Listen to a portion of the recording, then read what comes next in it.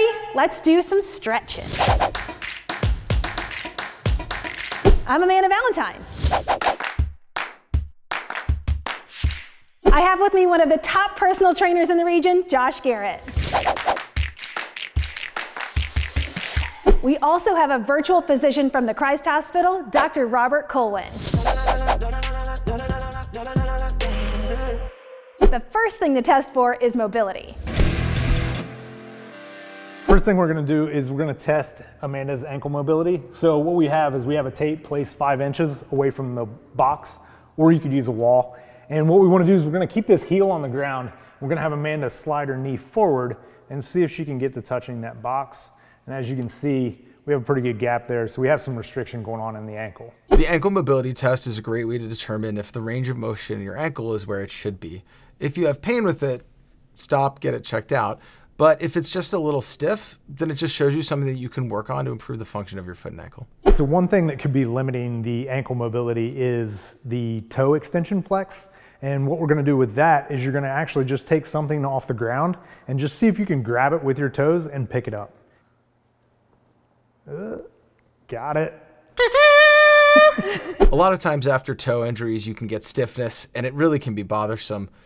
One of the things you can do is kind of practicing picking up various things with your foot, not just kazoos, but sometimes marbles or towel corners, and this can really help get out that residual pain and stiffness.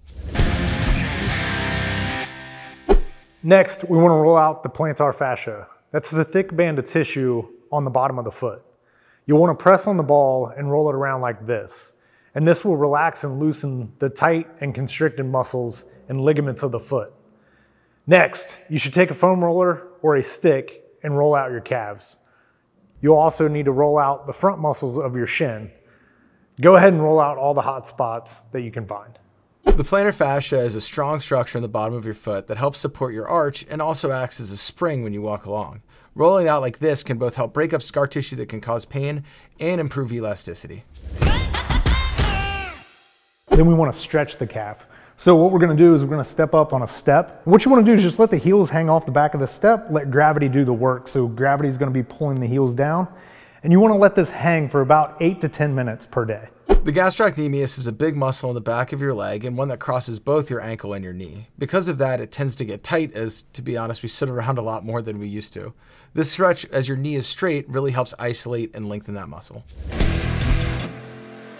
After we get done stretching the calf, what we want to do is we want to mobilize the ankle joint. So what we're going to do is go down into a kneeling position.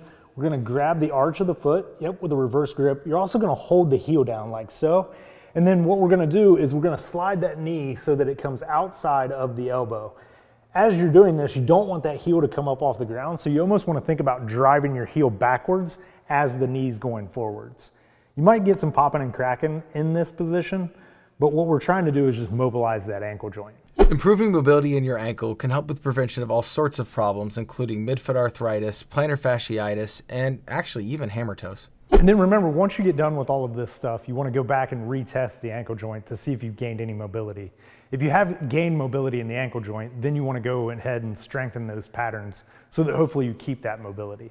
Thanks, guys. Yeah, like what Josh and Dr. Kulwin was saying, if you're doing these stretches and you're retesting and you're not seeing a benefit from it, or if you ever start to feel any pain, that's when it doesn't hurt to reach out to a specialist. And Dr. Kulwin is always available to help you out.